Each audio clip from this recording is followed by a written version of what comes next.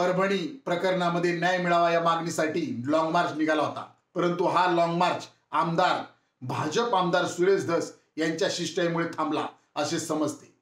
परंतु आमचा स्पष्ट प्रश्न आहे की भारतीय जनता पार्टीचे आमदार सुरेश धस हे माननीय मुख्यमंत्री देवेंद्र फडणवीस यांच्या मर्जीतले आहेत।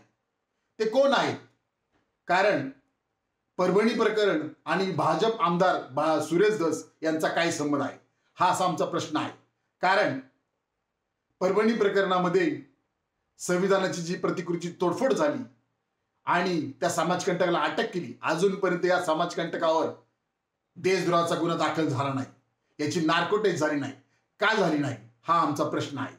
दुसरा आमचा प्रश्न असा आहे की भीमसैनिक सोमनाथ सुरेंशी याचा जो मृत्यू न्यायालयीन कस्टडीमध्ये झाला, हा मृत्यू 15 तारखेला झाला। त्याच दिवशी महाराष्ट्र राज्याचे माननीय मुख्यमंत्री देवेंद्र फडणवीस यांनी मंत्रिमंडळाचा विस्तार केला, म्हणजे दलिताचा जीव हा जीव नाही असं स्पष्टपणे दिसून येत आहे। आमचा दुसरा प्रश्न आहे की परभणी प्रकरणामध्ये जो मृत्यू झाला सोमनाथ सुरेंशीचा, याला जबाबदार असणारे जो अधिकारी आहे अशोक घोरबांड, या घोरबांडला निलंबित केलं आहे, या घोरबांडला डिसमिस का नाही केलं, याच्यावर मनुष्यवधाचा गुन्हा दाखल का नाही केला, असा आमचा प्रश्न आहे। माननीय मुख्यमंत्री साहेबांनी यावर बोलताना विधानसभेमध्ये स्पष्टपणे सांगितलं की सोमनाथ सुरेंशी याला श्वसनाचा आजार होता, परंतु त्यांचं कुटुंबीय स्पष्टपणे म्हणाले की श्वसनाचा आजार नव्हता, जो रिपोर्ट आलाय की पोलिसांच्या मारहाणीमुळेच हा मृत्यू झालाय असं त्याचं कुटुंब म्हणाले। हा अतिशय धक्कादायक आहे।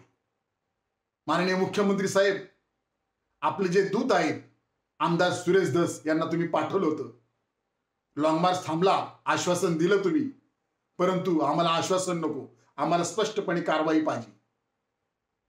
भाजप आमदार हे फडणवीस साहेबांचे दूत आहेत, त्यांना मी सांगू इच्छितो की जरी हा लॉंग मार्च थांबला असेल तरी आम्ही सोमनाथ सुरेंशी यांच्या कुटुंबाला न्याय मिळण्यासाठी आणि संविधानाची ज्या समाजकंटकांनी तोडफोड केली याला देशद्रोहाचा याच्यावर गुन्हा दाखल करण्यासाठी आणि याची नार्को टेस्ट मागणीसाठी आम्ही लढत कायम राहणार आणि आमचे सर्व भीमसैनिकांचे, सुशिक्षित भीमसैनिकांचे गुन्हे जोपर्यंत मागे घेत नाही तोपर्यंत आम्ही लढतच राहणार।